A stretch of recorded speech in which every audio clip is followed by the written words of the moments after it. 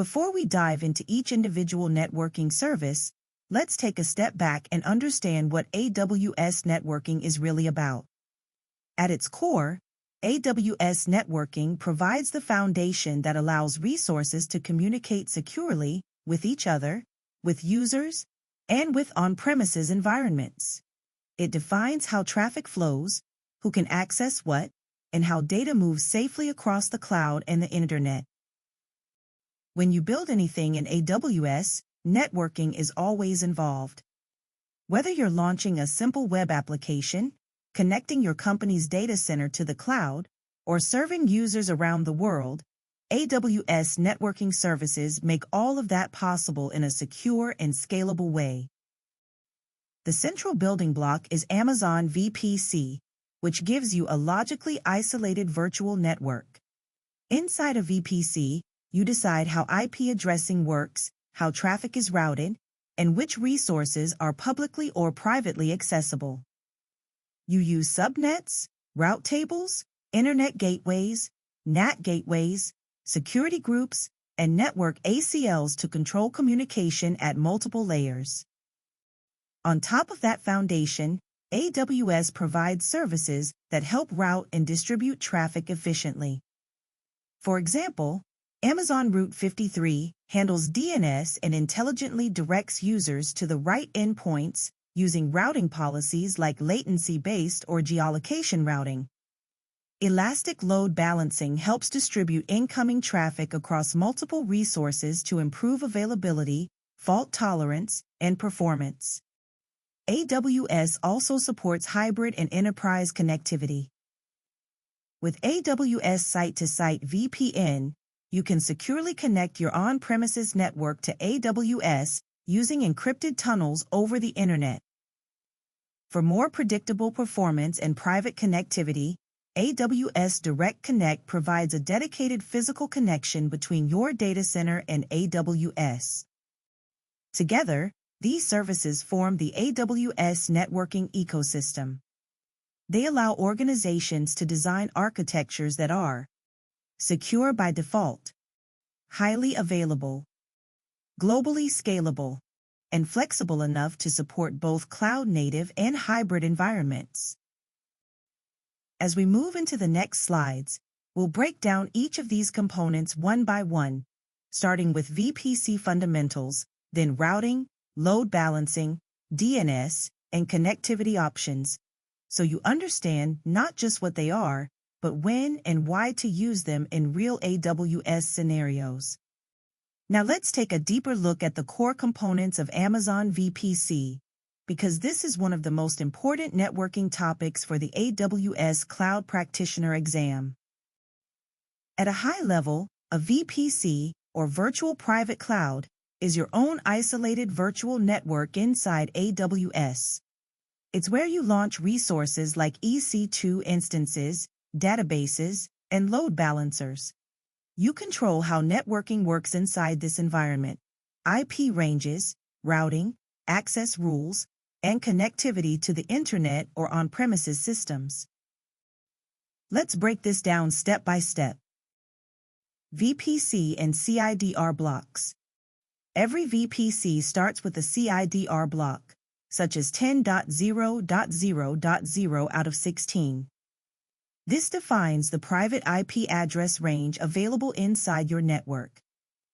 All subnets and resources inside the VPC must use IP addresses from this range. Think of it as reserving a private address space for your cloud environment. A subnet is a smaller range of IP addresses inside a VPC. Every resource must live inside a subnet. There are two main types you need to recognize. Public subnets. These have a route to the internet through an internet gateway. Resources here, like web servers or load balancers, can receive inbound internet traffic. Private subnets. These do not have direct internet access. They are used for back-end resources, such as databases or internal services, that should not be publicly reachable. This separation is key for security and architecture design. Route tables control where network traffic goes. Each subnet is associated with a route table that defines rules such as local traffic stays inside the VPC, internet-bound traffic goes to an internet gateway, private subnet traffic may go to a NAT gateway. A public subnet typically has a route like 0.0.0.0 out of 0 internet gateway, while a private subnet does not. An internet gateway enables communication between your VPC and the public internet. It is highly available, horizontally scalable, attached directly to a VPC. A VPC can only have one internet gateway, and without it, public access is not possible, even if the instance has a public IP. A NAT gateway allows resources in private subnets to access the internet outbound only. This is useful when instances need to download updates, access external APIs, pull packages, but should not accept inbound connections. The NAT gateway itself must be placed inside a public subnet, and private subnets route outbound traffic to it. NACLs act as stateless firewalls at the subnet level. Key characteristics apply to entire subnets. Have allow and deny rules. Rules are evaluated in order. Stateless. Return traffic must be explicitly allowed. They provide an extra layer of network protection. Security groups act as stateful firewalls at the instance level. Key characteristics apply directly to EC2 instances or NEs, allow rules only, no explicit deny. Return traffic is automatically allowed. Default behavior blocks all inbound traffic. Security groups are the most commonly used protection mechanism in AWS. VPC peering allows private communication between two VPCs using AWS's internal network. Important points: no internet gateway needed, no NAT required. Traffic never leaves AWS, can be cross-account or cross-region. It's commonly used to share services between environments. A virtual private gateway is the AWS side of a site-to-site VPN connection.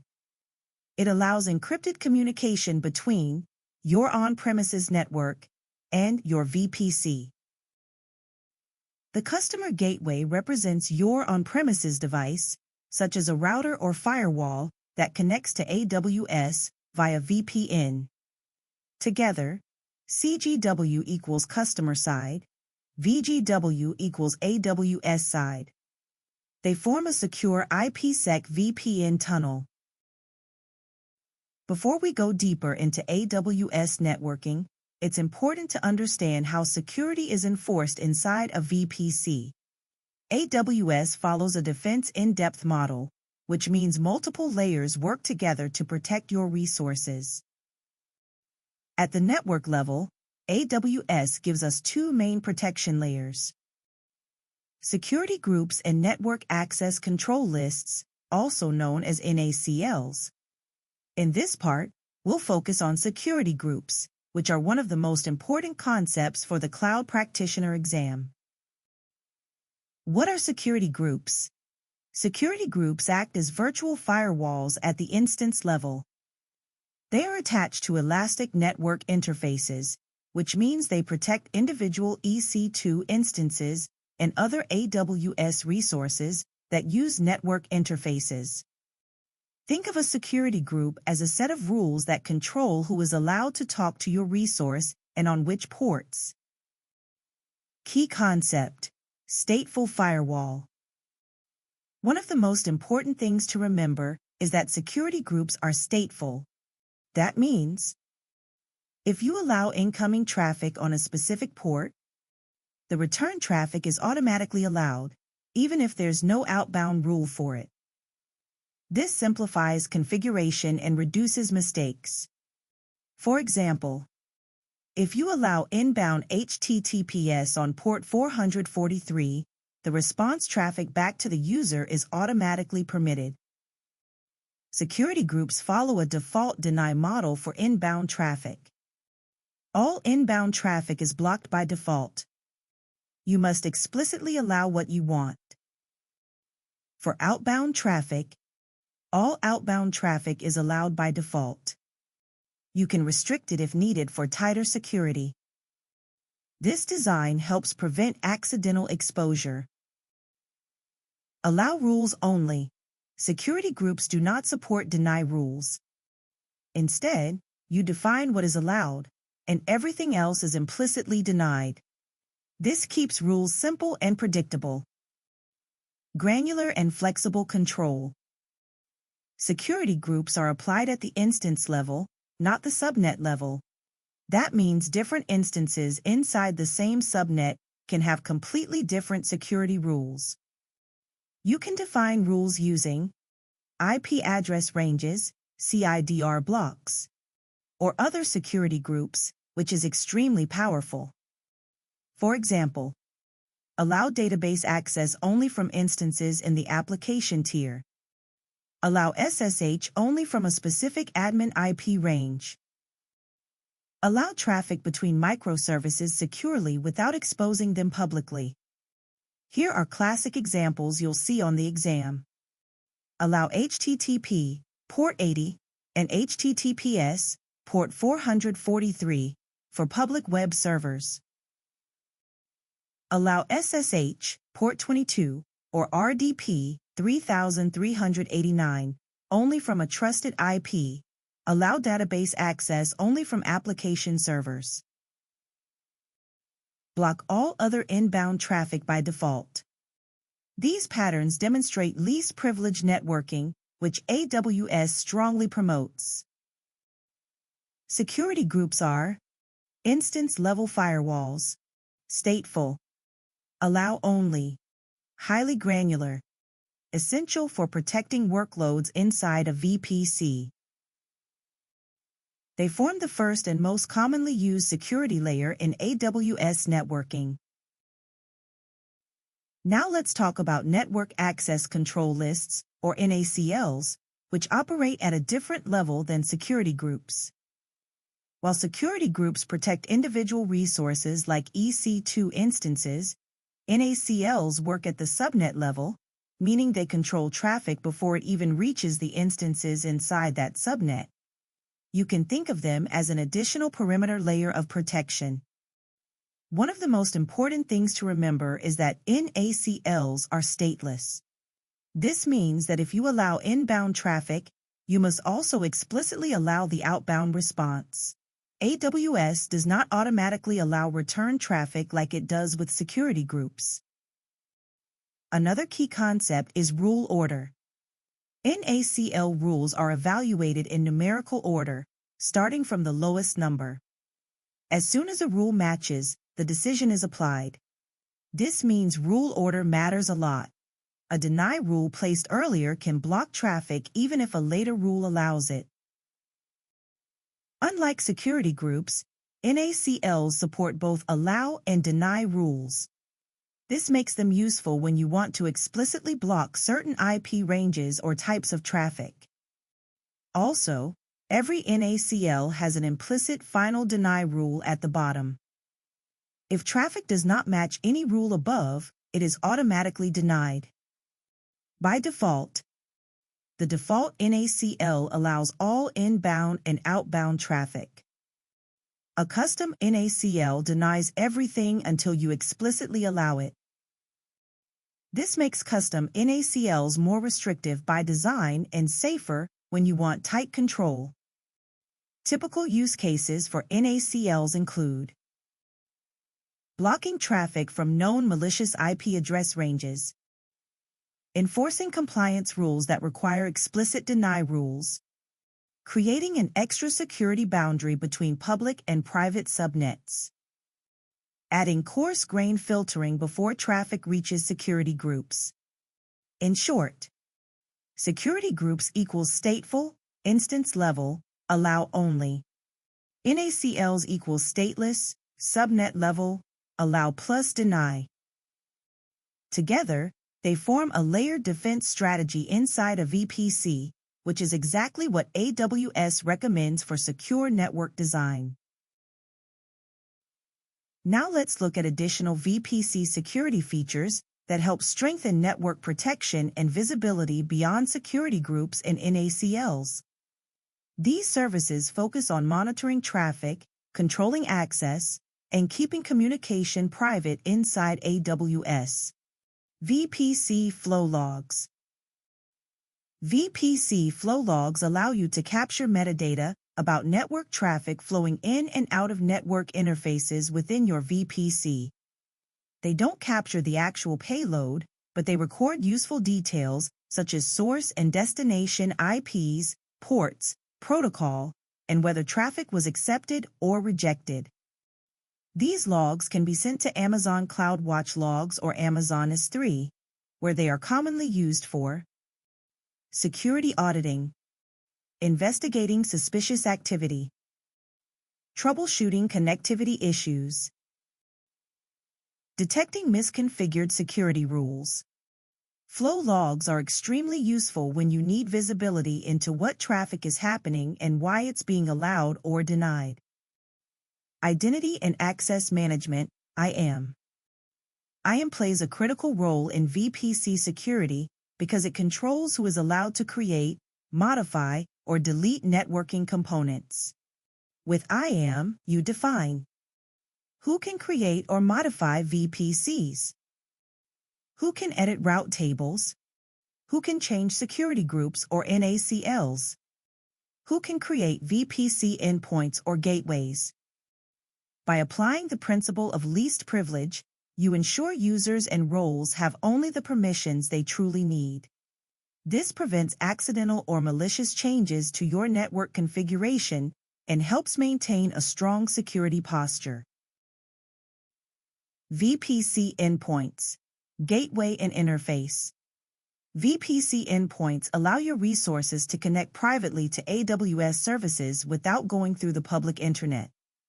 There are two main types: gateway endpoints, used primarily for Amazon S3, and DynamoDB interface endpoints, powered by AWS Private Link, used for most other AWS services. With VPC endpoints, traffic stays inside the AWS network. You don't need an Internet Gateway or NAT gateway. You reduce exposure to public IPs. You improve security and sometimes reduce cost.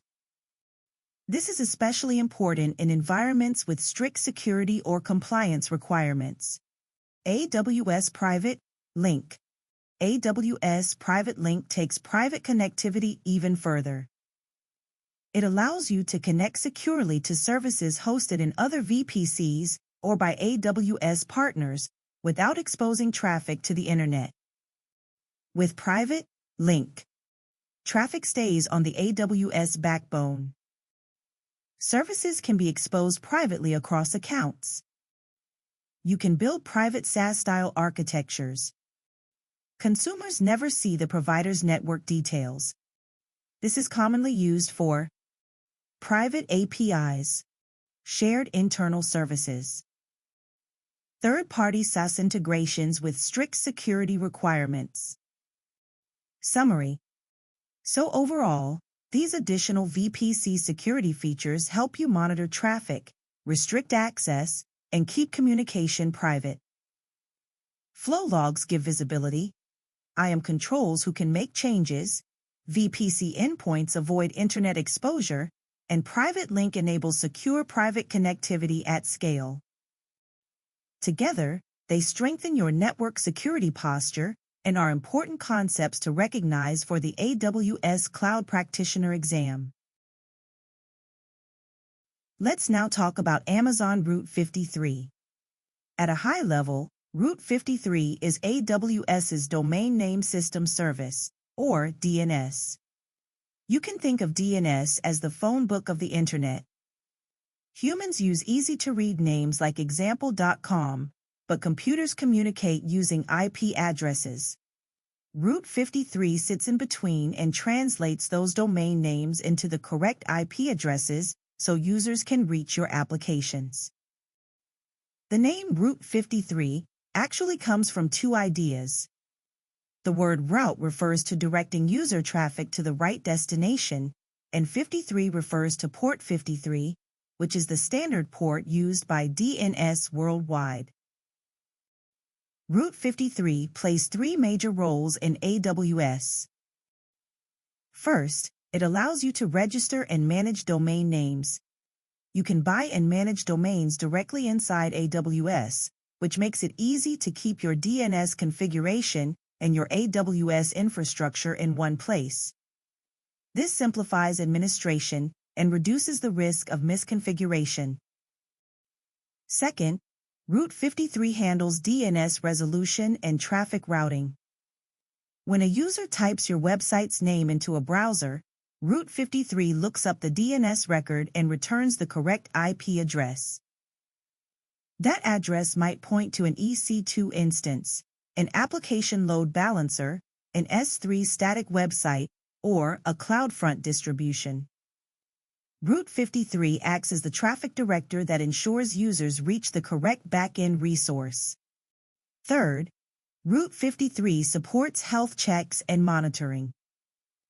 It can continuously check whether your application endpoints are healthy.